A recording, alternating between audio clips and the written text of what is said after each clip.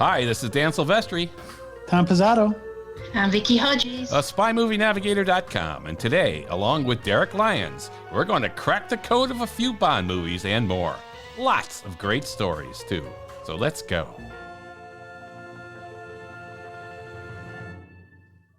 Hey, Derek, welcome to our show, Cracking the Code of Spy Movies, and we're excited to have you with us today from the UK.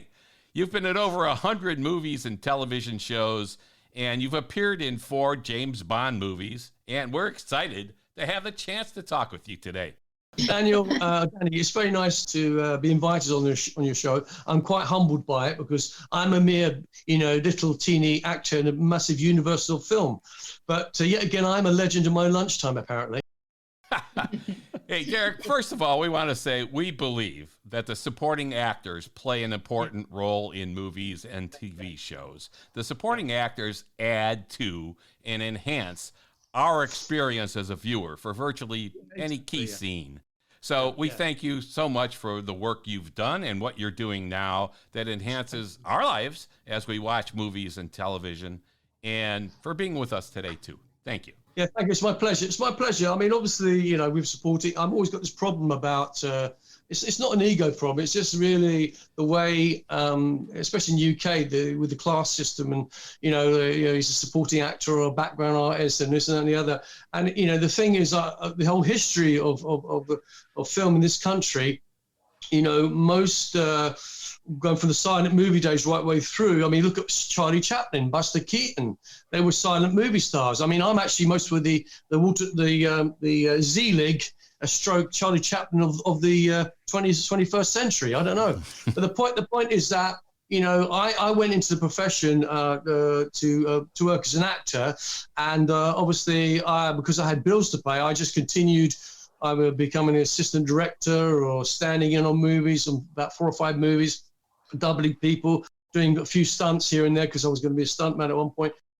So obviously I kind of learnt my craft. And so my peers in those days, for example, were more talented, I would say, than the ones who are kind of coming into the business now, because the ones who are coming into the business now want to be famous for 5 seconds rather than having a career. All right. That's a pretty good intro for you. So we, at SpyMovieNavigator.com, of course, we love spy movies, and we love James Bond movies, of course. Yeah. And so tell us about your experience working with the Bond team on movies like Octopussy, A View to a Kill, The Living Daylights, and GoldenEye, all of which you've appeared in. Well, yeah, I mean, obviously, GoldenEye, sadly, I was meant to be at a casino guest around the table, the roulette table, the casino table. And sadly, Mr. Campbell, in his wisdom, took me out of that shot. And then I just basically walked past Pierce when he's with Franca. And he says, "Hi, my name's Bond, James Bond." And I just passed by quickly. But I had 2 weeks at Leavesden Studio, which was fantastic. And seeing, for example, Pierce after many years, because him and I were supporting actors together on a film called The Mirror Cracked. He did a scene with Elizabeth Taylor, and I was doing in the same scene, the next cut, which was with Rock Hudson. So we started a kind of similar type of time, and his career obviously went up, and my career went down. But I kept working. But so, as I say, working with Pierce, and I remember, if you want to go into the GoldenEye story, Pierce was such a lovely guy, and I worked with him on I think it was the Remington Steele. They did it in England for one episode, so I met him on that. I was dancing with him, or in a scene with him, not dancing with him, that would have been funny. But I was with in that scene and another film. I think it was either the Holcroft Covenant with Michael Caine, the Fourth Protocol, I think it was. And so I got on very well with him, and I never mentioned about us working on The Mirror Crack together, even when I met him on GoldenEye. And I went up to him and I said, "Pierce," I said, "how are you?" And I said, "I'm really sorry about your wife who died a couple of years ago, cancer." And he looked at me and said, "Oh, Derek, that's very kind of you. I really appreciate that." And I was very touched by that. And I got on very well with him. We got a great picture taken together. And I said to Pierce, "Pierce, this is the right time for you. Go back those few years where you couldn't get out of your contract with Remington Steele. this is the right time for you, and I wish you all the best. And he really appreciated me saying that to him. Yeah, that's great. And what about the other films you've been in, like Octopussy, If You Do a Kill, Living Daylights? Yeah. So Octopussy was really good. They chose me. I mean, obviously, because the assistant directors usually either Terry Bamber, Terry Madden, whom we worked with on Star Wars many years ago, and they were part of that Bond crew. And I basically was cast as one of the Air Force Base officers in the big tent with the bomb, with Roger Moore and the rest of all the lovely ladies, the models, the pastry girls, etc., who dressed up in their tutus and all that kind of jazz. And I basically had to react to when Roger kind of has to disarm the nuclear weapon. I'm behind him. I have to kind of pull him back. Obviously, what you see, and you see me kind of going through that point. At one point, I was at the front, and then it's just the way it works sometimes. Not because of John Glenn or anything like that. It's just the way the scene works. And I could have been at the very front of that, and I wasn't that pushy. I was quite happy to keep back out of the way, in respect of that. And obviously, great 2 weeks at Pinewood and fantastic time. And in View to the Kill, I was in two scenes. I was at the race course behind Patrick Macnee in the Avenger, the original TV show, The Avengers, great guy, with I think Q and M, and obviously Roger as Bond, and I was in that. And I actually forgot I was in that scene because it was a big call. I think at one of the race courses. I think it was Kempton Park, and during that time I got on really well with Grace Jones. I've got a signed. You see this? Bloody wall. You see this? This is. Can you see that? Yeah. Mm-hmm. That's cool. It says on there, to Derek, love 007 Bond Mayday, Grace Jones. She signed that for me. Yeah, is that a book? Yep. All right. Derek's holding up a book signed by. So what I did is I was passing by one day her caravan where she was Willie Bago, as they called them. So I knocked on the door and she opened the door and she goes, hello. I can't remember to do her voice very well. And she goes, hello, that Jamaican accent. And I said, hi. I said, would you mind signing this? I said, come in. So it's just me and Grace Jones in her caravan, and I think she has some like water. So I had a glass of water with her. And I mentioned that I was very close friends of the late Marvin Gaye. And he said, and he goes, oh, do you know this, Derek? I actually awarded him with a music award in America for the Sexual Healing album, Midnight Love album. Oh, right. So we had a really nice chat. I was there about 5 to 10 minutes just chatting away. And then it's a shame I didn't have a camera with me because I sometimes have cameras, or it would have been great to have a photograph with me. As I was leaving, as I was walking out the door, I was at the door, right in front of me was Dolph Lundgren. Because Dolph was going out with Grace at the time, and he was one of the heavies in it. And then he had black, his natural colour, which is like a mousy colour, what he dyed it blonde later. And I thought, oh God, but I didn't know he was a martial artist then anyway. I could handle him anyway, so I'm not bothered about that. Yeah, all right, there you go. Oh yeah, no, just we finished the thing about the View to the Kill, and then I was called by Terry Madden, and they said we'll do a couple of weeks at Pinewood on 007 stage. They said, would you mind doing it? We've got a few stuntmen, but we need to add up the stuntmen. I know you're not a stuntman, Derek. Would you mind doing it? I said, yeah. So they fitted us in these wetsuits and then the overalls, and we were meant to be part of Zorin's team, the Mine Strike crew. And then basically what I had to do after a while is I did a fall from literally about 3 feet back into the big tank with all the water's pouring in there. And obviously, even though inverted commas I wasn't a stuntman, they allowed me to do it. And I was with Nosha and Denny Powell in the tank. And I remember talking to Nosha one day, and I said, Nosha, that's Gary Powell's father, the stunt coordinator. I said, I'm really getting cold in this suit here. It's really too much. And he says, Del, what you should do is have a pee, have a wee. And I said, what do you mean? He said, when you wee, what happens? The warm wee goes all around your body and keeps you warm. That's how they do it. With divers do that. I said, I didn't know that. And he looked at me, and he had a kind of funny expression on his face. And he said, "Actually, I'm having one now, Derek." I was a tough bloke, not Chappelle, good boxer and fantastic. Yeah. So that was just, I was very honoured to be working. It's a scene with Christopher Walken. I can't do his voice, but he's shooting everyone, and then he's killing everyone, and I'm one of the people dead. I had to float on my back, I think, quite a few days as a dead person after that scene because he shoots everyone. Yeah. I remember that. Cool stuff. And Living Daylights. Tell us about that. Living Daylights, yeah. Well, I was asked, because I got on very well with Barbara Broccoli. In fact, her and I, she had a kind of liking. She kind of liked me. I know that. And I kind of fancied her too. And I when I first met her on the films, I kind of, I just didn't know who she was really. And eventually, because she was she was a runner basically. She wasn't saying, "Oh, look, I'm Cubby Broccoli's daughter." She was just going around like normal. She's a very friendly, very sweet lady, and Italian, half Italian. So I got this call to my agent, David Edwards, at Central Casting, which is basically for actors as well. And they said, "Oh, I want you to for this scene, and it's a Bond film." I said, "Right, well, I didn't know what it was called then."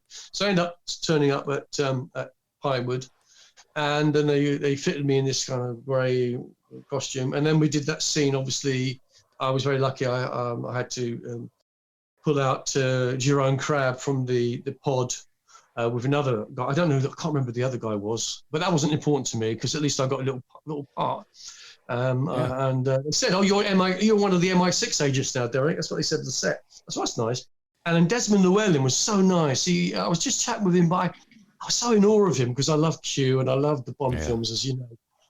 We all do. And he was such a lovely man, and we was just chatting about Bond. He said, "What do I do?" And I explained what I was doing, apart from this, and just doing what I can to make an inch living. And it was lovely. And if you watch that scene again, you hear, as I grab Jerome Crabb, you hear someone say something, and it's actually Desmond says, "Go on then," and I actually react to him. And if you hear it very clearly, I said, "Okay," or I said something in reply, and you got to listen very carefully because I did say something, and then eventually I had to take him up the steps and almost fell because it was all very kind of slippery, And then, and this is the truth, though, because I could say it was me, but the next bit they filmed in another place. So I literally up to the top of the stairs. Then I put Jerome's flying special parachute on, whatever it was, and then we kind of send him to the jump jet. That's me. Up to the jump jet, they had another person, I don't know who it was, who just basically puts it wasn't even Jerome Crabb, but they put a stuntman into the jump jet. So, and the person sliding off was someone else. It wasn't me. I could lie about that, but I don't like. So I have a question for you. You said as you were going up those stairs, you slipped, and it looked like you did a little bit. Is that like a multiple take thing, or it was just a slight slip? Yeah, quite a few times. Because what they did, they built these metal stairs. This is, obviously movies is an illusion. They built these stairs, and then so I'm running up, and it's like, I lost my footing because it was slippery. And then, I don't know how many times we did it, maybe 15 times or something like that, get it right. And because obviously it's cut. But when I say the bit, when after I put the costume on, the jumpsuit, whatever it is, on Jerome, then just when it cuts, the next cut, that last bit is someone else. Okay. Mm-hmm. Cool. Now, hey, Derek, didn't you say you had an uncle or something like that was in a Bond movie also? I'm sort of about with the film industry because, like Central Casting was created, as you know, Roger Moore, Sean Connery, Pierce Brosnan all did supporting artists or supporting acting roles in the past, non-speaking. And obviously that's the way to get you, in those days, to get in the business. Now, my Uncle Terry, he was a very good tumbler. And he was obviously through marriage, my auntie's husband, and he was a quite tough guy as well. And he was one of the crew in You Only Live Twice, in the scene. They built that big set, with where the kind of rocket goes out, at Pinewood. Anyway, what happened? He was just he was an equity member, and also the union member, FAA, Film Artists Association.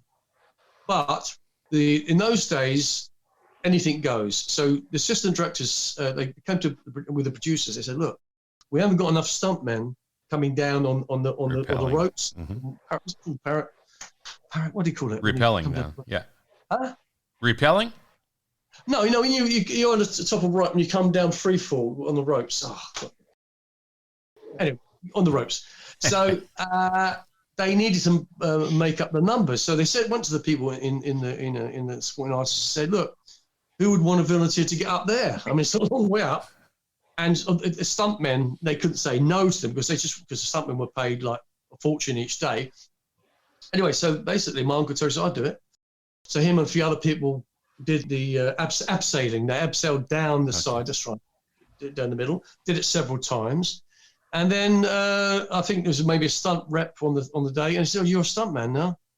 And he became a stuntman, just like same with the people in the early days when British equity like SAG were lower numbers. They came on sets and knew that a lot of the supporting artists were variety artists, singers, dancers, etc., etc. They would go up to them and say, "Oh, you a member of Equity?" "Oh, yes, I am." The next person, "Are you a member of Equity?" "No." "Oh, here, you're a member now," just to build the numbers. That's how it all works. It's all about. It's a bit like becoming one of the Hoffa organisation. You know, Jimmy Hoffa. You know, it's the unions. It becomes powerful. The more people you have, the stronger the union. That's how it works. So that's why I have this thing, about everything I've done in the business has been a part. I've always been featured. I've had dialogue. Sometimes I've asked for dialogue. I said, "Well, I should say this." "Oh no, we can't give you dialogue, Derek, because we're going to have to pay you more money. We've got a budget." It's all politics, It's like, it sends me nuts. But I say Terry became a stuntman because of that, yeah. And he went on to was it at one of the apes in 2001: A Space Odyssey? If you see the beginning sequence. Oh yeah. Right, Richo is a friend of mine. He's the main ape called Moonwatcher. Yeah. He's in his 80s now. He wrote a book called Moonwatcher, and I read parts of it online, and it mentioned my Uncle Terry. And Terry, I knew he was in the movie. He is one of the apes bending over and doing his bit as an ape, and this real leopard jumps off onto his back. They did that like numerous. I mean, Kubrick, not one. He's not one take Kubrick. He does like 50, 60 takes. So that's it. And so my uncle became a stuntman, and then he went into pro acting and did lots of parts. He was in British comedy TV shows and everything. Very cool. Very cool. But he never helped me. Yeah, it's in your blood. You mentioned a little bit ago the Octopussy tent scene, and there were a bunch of people in there, and then you also mentioned the scene where you pulled your aunt out of the pig. Yeah. But you did Octopussy. You were in Star Wars Episode 4: A New Hope, in a scene with a bunch of people. So how does the direction work differently when you're working in a scene where it's just a couple of you versus how do they deal with, okay, we've got just a ton of people here. How do they manage that? It really depends. I mean, if example, let me try and think of something. Obviously, in that scene in Living Daylights, it was just like me, Desmond, and another chap, three of us. So the direction was very, John. I don't know if the second unit was doing that. I don't think John. Is it John Glenn directed? Didn't he? I think. Yeah. I don't think he directed that scene. I think it could be the second unit doing that. I'm not sure. I'm trying to remember now. But basically, you're told what to do, and you just do it. And as my friend Terry Bamber, who worked quite closely with the Bond film for many years, he said to me, Derek, because several years ago I did a thing at the Directors Guild at Pinewood Studios. It's about assistant directors and stuff.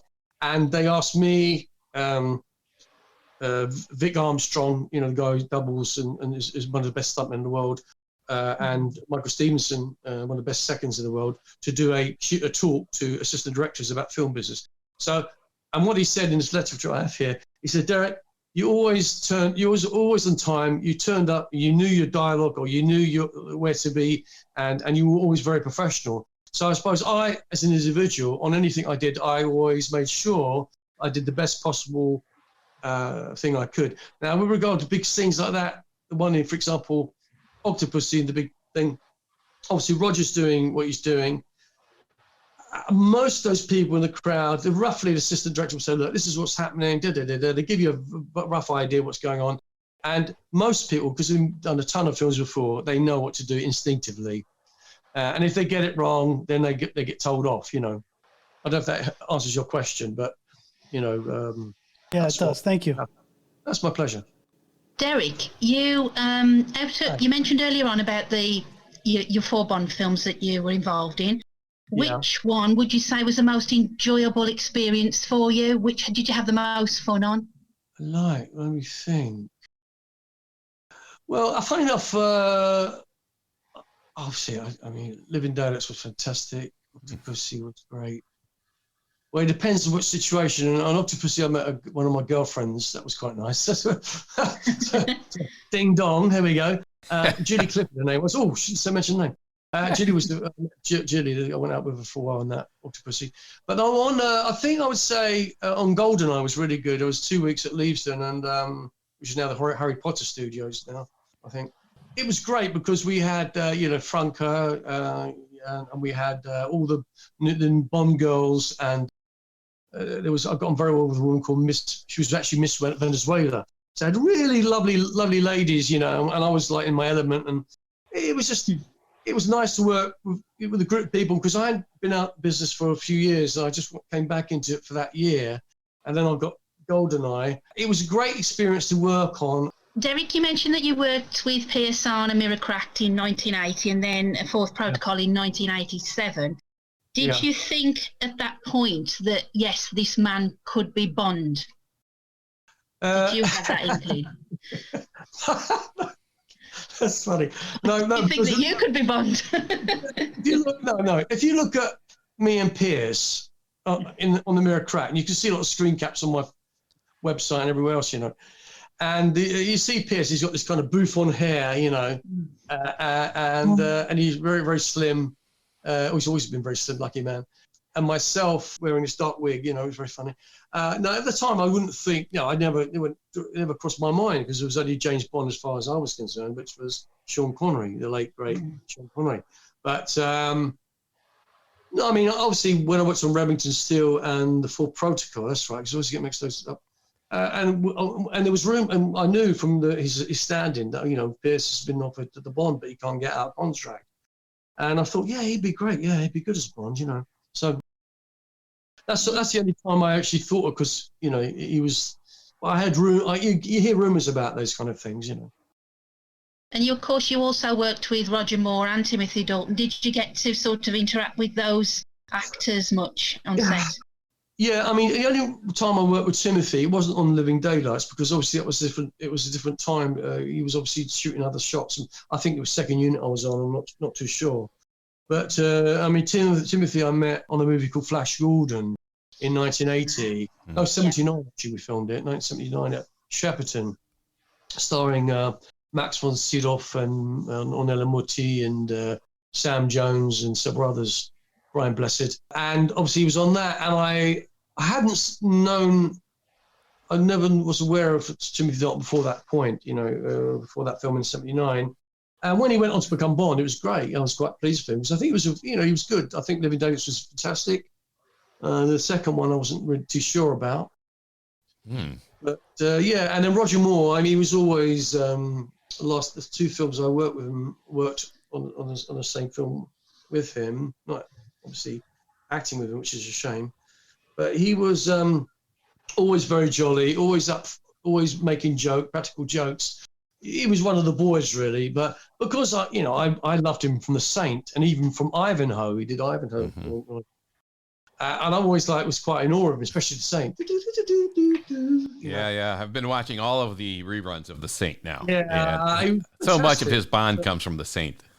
Yeah, oh, absolutely. Yeah, tongue in cheek. See, Roger Moore, being a Libran like myself, you never take yourself seriously, and it can be also. He was very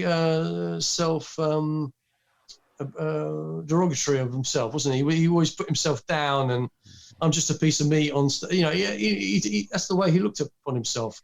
He was a lucky man. I mean, Dorothy Squires, you know, because he had an older woman, you know, who looked after him for a while. And, you know, he had a bit of help that way into the business. being a knitwear model, and then he moved on to doing background work, and then obviously becoming Roger Moore. And I'm sure he felt that he was an extremely lucky man. Same with Sean Connery, very lucky man indeed. Yes. Yeah, sure. Absolutely. Sean came from, I mean, Sean Connery, milkman from a very poor, from Edinburgh. Mm-hmm. It was Edinburgh, not Scott Glasgow. It was Edinburgh. He was Edinburgh, yeah. Can you imagine that? And the only reason he got into the movies was because he was working out, building up his muscle with a friend of his in Edinburgh.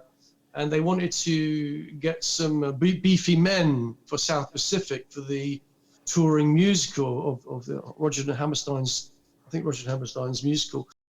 And sadly, the most of the guys who were in the chorus line were too, because I've got friends who are gay, but they were too effeminate. So they wanted a few beefcakes, So then that's how, and this casting guy says, "Would you like to come along?" And then Sean's friend said, "Yeah." And then he said, "How about you?" Oh, yeah, I went on. So he just went along for the ride. He never realised that step he made, it would continue to be. I mean, Sean Connery is a marvelous actor, as you know. I mean, he really learned his craft, and I'm sad that he's gone now. Yeah, so are we. Yeah, definitely. Absolutely. Because I know his son. Jason was a good friend of mine. I worked with Jason on Lords of Discipline when I first met him, and I always used to impersonate his father to him, and I used to do Jason as well. I sent Jason a message actually, and he thanked me for my condolences about his father. Mm-hmm. Tell us about the non-Bond stuff you've been involved in. Obviously, Star Wars. Yeah, well, Indiana Jones was one of my favourites, I must admit, of that and Flash Gordon. But what I loved about it is, seeing George Lucas again after all those years and meeting him, chat with him. And I said, look, I was one of the medal bearers, and he was really nice about that. And Steven, I'm meeting with Steven Spielberg, who I admire as a director. And obviously having John Rhys Davies, who I worked with on Ivanhoe, and Victoria, and Living Daylights. Yeah. And then obviously this one, Lost Crusade. And it was just a nice bunch of people, Denny Elliott and, fantastic. But I end up chatting with Sean, because obviously I'm dressed as a Nazi trooper in the penultimate scene with the chalice and Grail thing with Julian Glover at Petra and Alison Duddy. And I remember I was right beside him one day, and I said, Sean, I didn't say, I'm a massive fan, I'm James Bond. I never said anything like that. I just said, Sean, I've got to tell you something. I worked with your son, Jason. And he says, oh, you worked with Jason, did you? Yes. I said, what was he like to work with, Derek? I said, he was great.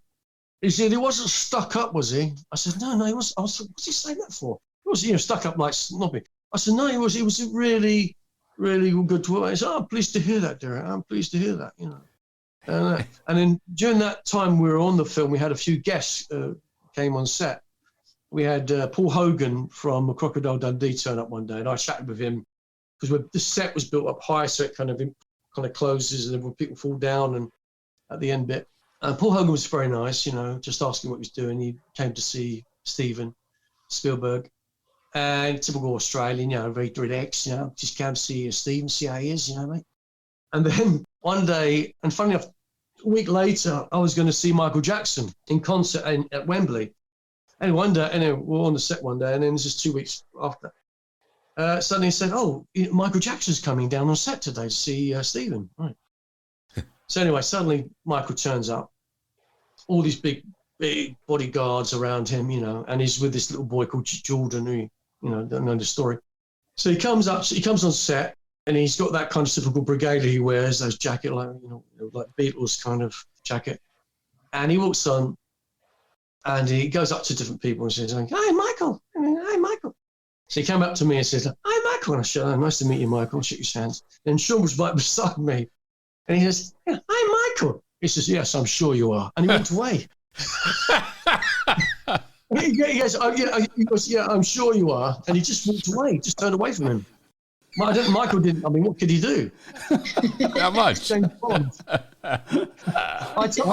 I one told that superstar to story. another. I told that story in Spain several years ago with Jeremy Bullock. Now, Jeremy Bullock, as you know, watched the Star Wars, but he also was in one of the Bond films. He was in Spy Love Me. Jeremy Cool. Bullock, yeah. Yeah. Yeah, and he laughed, and he couldn't stop laughing on stage because when I did that.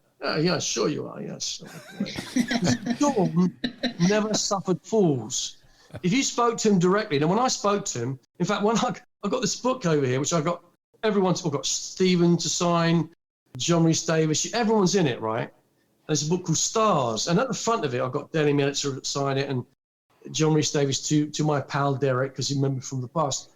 And I said to Sean, as he went to sign it, I said, I've got to say something, Sean.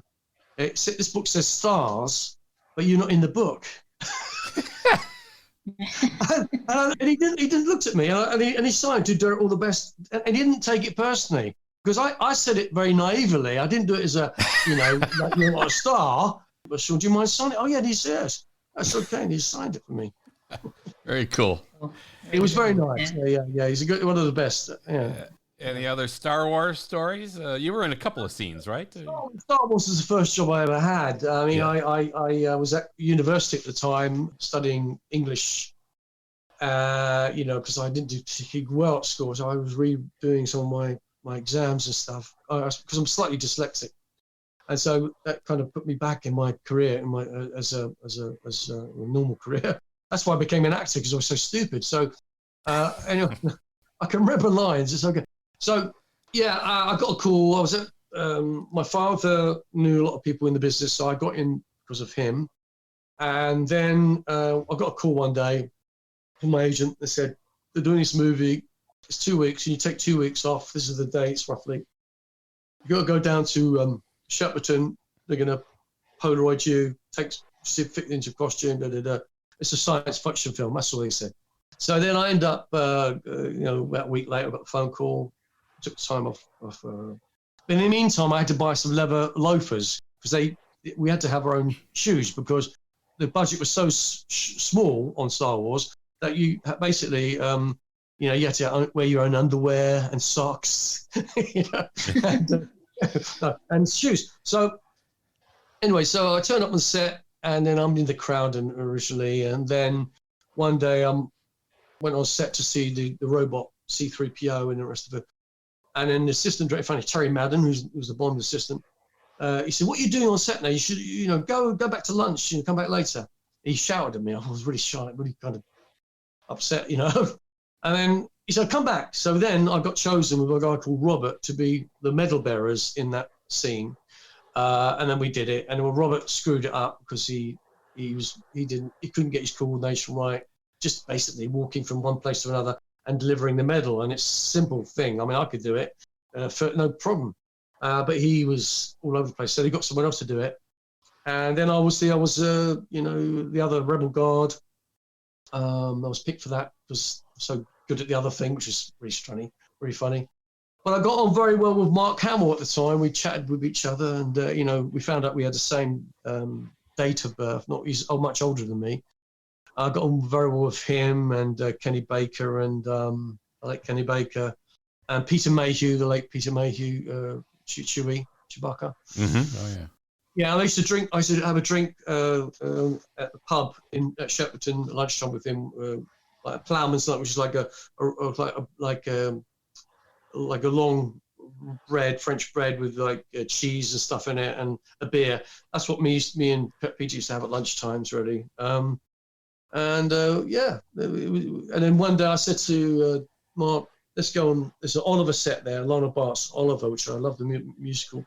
I said, "Bring my camera down the next day." Now I've got a box brownie. That's what it was. I'll bring that. So next day I said, "Mark, I'm going to the set. Would you come with me?" And he said, "Come along." And he went along, and Peter Mayhew followed. And we had those photographs taken together, and it was quite nice. I got some really quite good, which are on the internet all over the place now, but they're my copyright anyway. So, so I got on very well. 2 weeks at Shepperton, made a lot of money. Cool. It's a shame I haven't got the shoes still, because I was offered about $1,000 if I had them for someone. Wow. Really? Yeah. Wow. I mean, the fans want stuff, Yeah, absolutely. But I can't find them. Yeah. So you mentioned having to bring your own shoes for that. and you've worked on some really big budget movies and some movies that didn't have big budgets. So from an actor's perspective, is there a difference for you other than you have to bring your own shoes in the way those movies get run? Yeah, I mean, yeah, obviously, if you get, a lot of the films I did, I mean, even Raiders of the Lost Ark, which obviously I do audition for, which I didn't do because they wanted me to be in the penultimate scene, sadly, I booked my holiday for Portugal and I couldn't get out of my holiday, But no, if you get, for example, you go for an audition for something and then you get fitted at Burmans and Nathans, you're in a costume.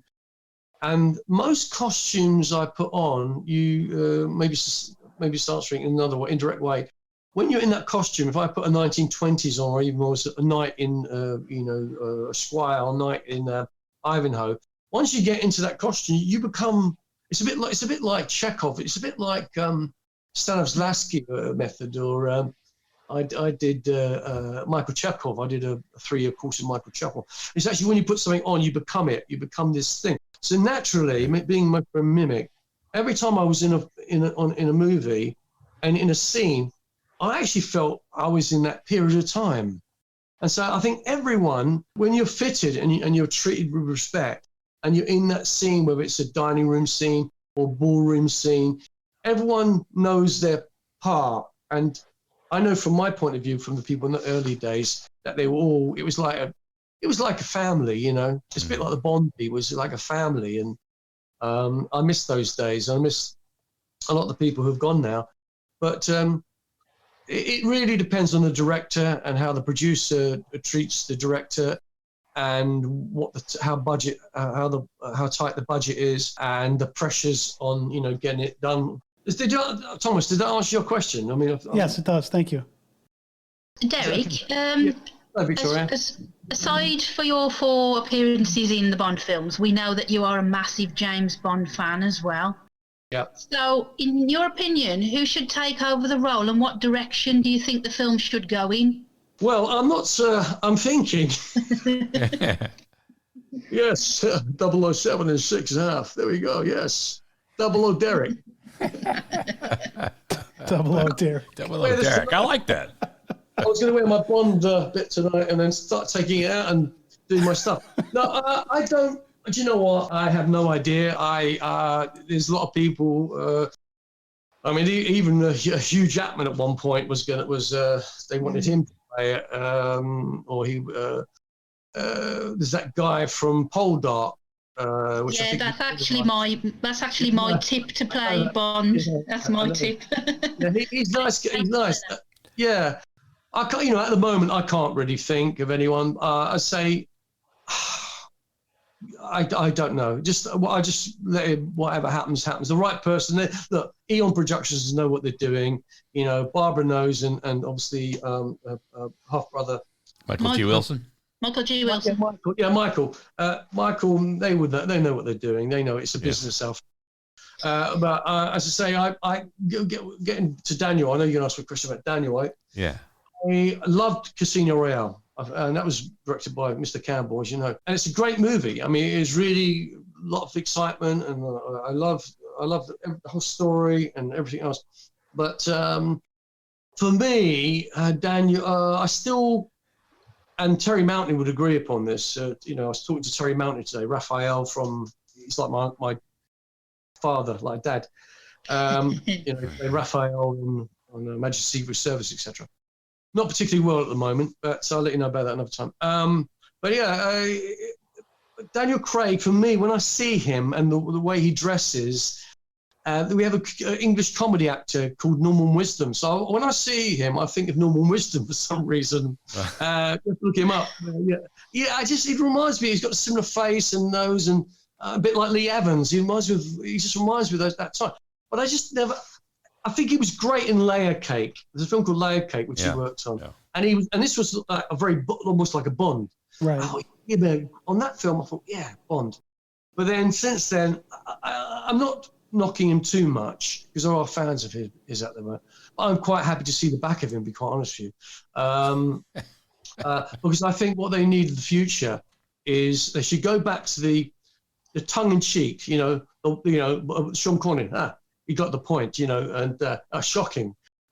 Or Roger Moore when he says, he just lifts his eyebrow. Like a bit of innuendo there. It needs to go. See, Bond got too much serious stuff going on in the world at the moment, with the jazz and weapon wars and all that crap going on in the world.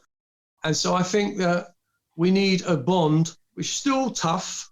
We need him to be sophisticated, charming, a womanizer. And what we're used to. That's it, I mean, I sound like a chauvinist now, but I like that because I think that was what Bond. It was written at a time, when Ian Fleming wrote Bond, and as you know, his first choice of Bond was Hoagie Carmichael.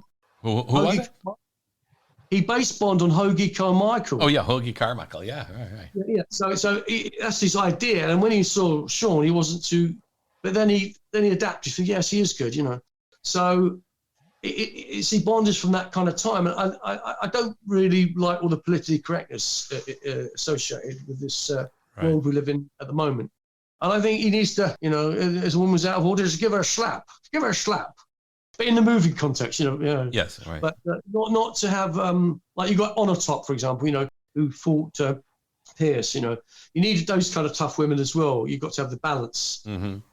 So I was going to say, interestingly enough, Derek, I was talking to some Bond friends today. We think it's time that there should be another female Bond villain. It is Sophie Marceau's birthday today from The World Is Not Enough, and we were discussing Electra King. So I think it's time that there should be another Bond villain that's a female.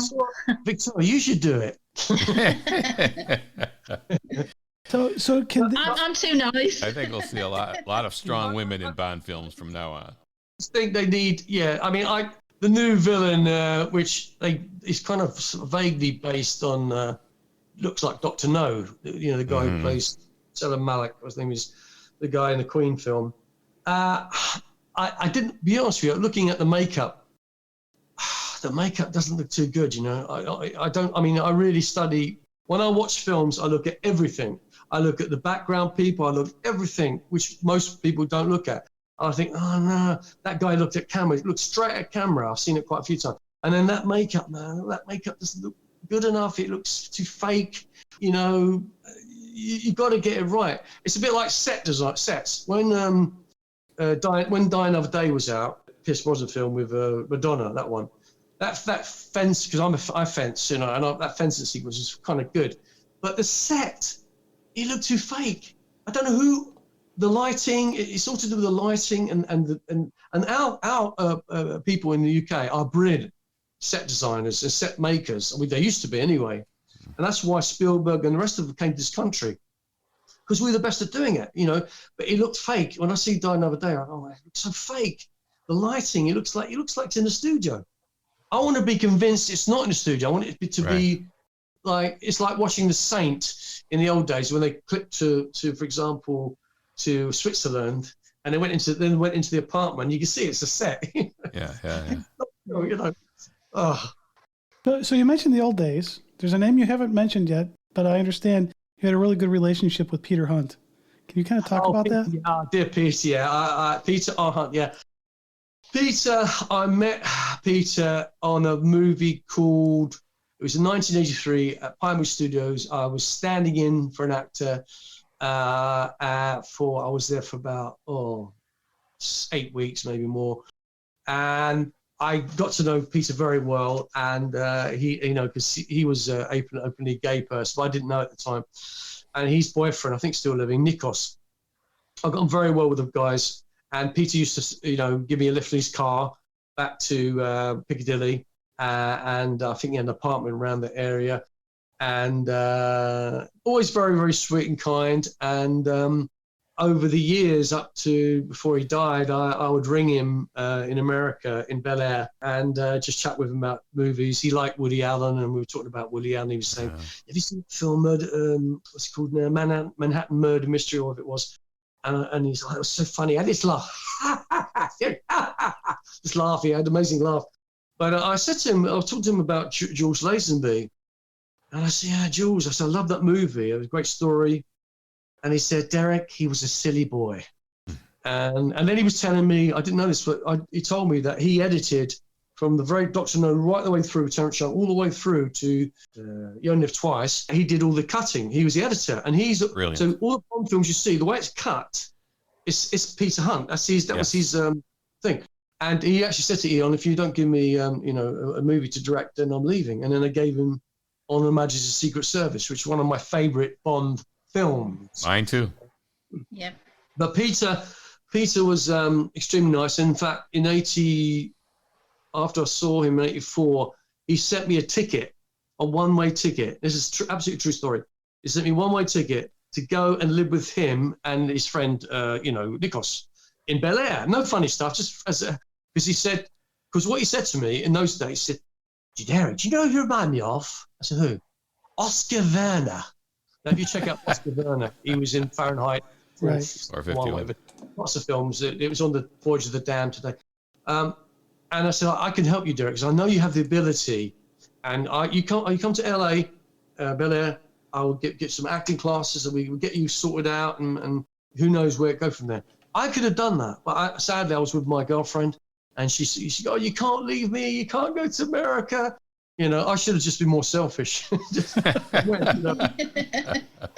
he was a lovely guy, and he used to come to London quite a lot.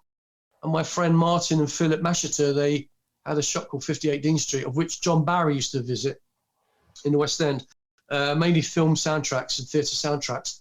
And Peter would come in on occasion to sit by soundtracks or have a chat with them, and they knew him pretty well as well. And now Peter, sad that he's gone. He was such a sweet and kind man, Yeah. Great. I mean, as an editor, a film editor, he was just brilliant. Yeah, as a Bond fan, it's like my God. anytime I can hear about these guys, it's great. But he said that George is a silly boy. He's a silly boy, silly boy. I wish George would have done more. Well, yeah, I mean, he would have been. I think he would have been good in the next one. I think after he got his feet, he would have got, done Diamonds Are Forever. He would have got help, because Peter helped him on the acting side. He obviously took him aside, and because don't forget, he was George Lazenby was a model initially. Right. From Australia, he came here, did the Fry's commercial, did some other stuff here, and then obviously became Bond. And I think it was a fairly decent Bond. I think he could have got into it. I think he would have done, if he did maybe 2 or 3 films, we'd be talking about him. George Lazenby, I know he regrets that. I know for fact he regrets that. Yeah, we regret it too. I wish you would have done 3 or 4. Would have been great. Yeah. So Derek, you do voices. What are some of the other ones you do? I could do Jack. I do Jack Nicholson. I've got the glasses here. I do Jack Nicholson. I do Roger Moore sometimes. I do whatever comes into my mind. And I do W.C. Fields. I like the old Hollywood actors, and I am a mimic. I can do it, but I'm not. I do when it feels right to do, well, I've been doing. It's funny. I've been doing a lot. I've been talking around the house. I've been talking to myself as Sean Connery. I'll be walking around going, "Yeah, sir, should we have a cup of tea, Derek?" I don't know. I'm not sure about that. What should we have? Should we have a dram of whiskey? I'm not sure about that, Derek. Yes, it's a shame. I'm up in heaven with my friend Roger. Me and Roger having a good time. Lots of ladies up there. Yes. Around the swimming pool of God. That'd be wonderful. Yeah. Absolutely. There you go. In fact, he was asked a question, which I watched the other day on some video because I was watching this quite a bit. He said, "How would you like to be remembered?" And he says, "I don't care. I don't care." He really didn't care. Yeah. Whatever. Yeah. Yep. No, but I think myself, in my little life of film, 40 years in the movie business to a degree, I was meant to do a movie in April, which never happened because of this COVID thing. It was a small comedy horror, which I was going to appear in. It may happen next year now. And I'm meant to be doing this Bond thing, which I was invited to do, care of Nick Felterman and Matthew Wood, who are connected with some other person. And we're doing the anniversary of View to a Kill at the Amberley Museum, which was meant to be in April of this year, which is gone.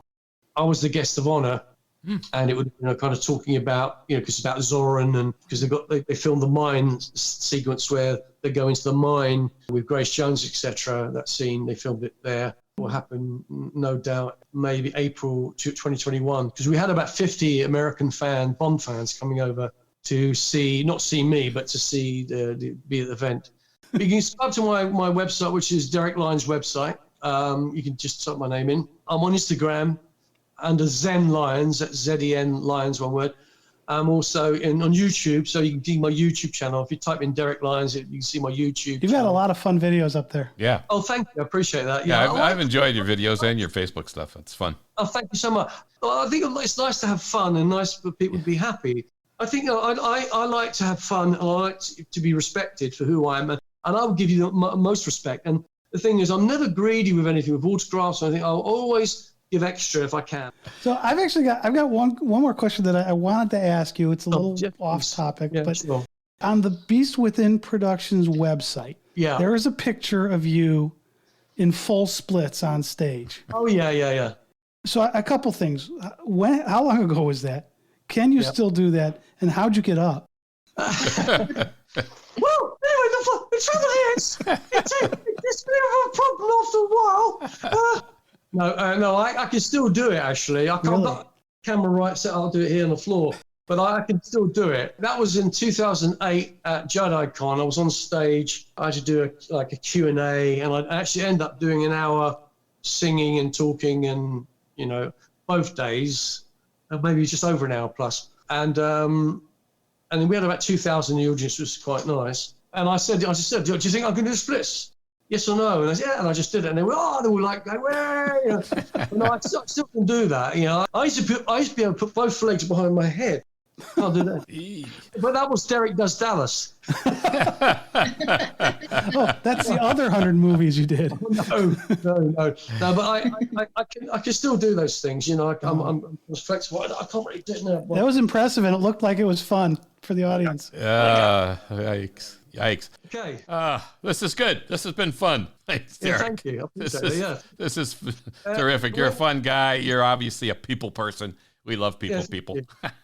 What I like to do on this, obviously, occasion is actually like to send my deepest sympathies to the Connery family. My son Thomas, actually, my youngest son, his name's Thomas Sean Zen Lyons, but I named him after Sean Connery, because Sean Connery's real name is Thomas Sean Connery. So I like to, say on this podcast that I, as a Bond fan, and obviously Sean was my favorite, and having worked on 3 films and met him 3 times, a lovely, lovely man, and my sympathies to the spirit of Sean Connery up in heaven with Roger now, and condolences to all the family and all the wider family in the Bond community for the loss of such a great Bond. Yes, he was, certainly that. Thank you. That's great. I concur with that. Thanks, Derek. This has been a lot of fun, and we appreciate you being on our show, Cracking the Code of Spy Movies. You're a blast. Yeah, thank you so much. Yes, thank you, Derek. Appreciate it. Thanks, Derek. A lot of great fun. This has been Dan Silvestri, Tom Pizzato, and Vicky Hodges of SpyMovieNavigator.com. As today we were cracking the code of spy movies along with Derek Lyons. Please tell your friends about our show and give us a 5-star rating on your favorite podcast app. That helps us a lot. Thanks.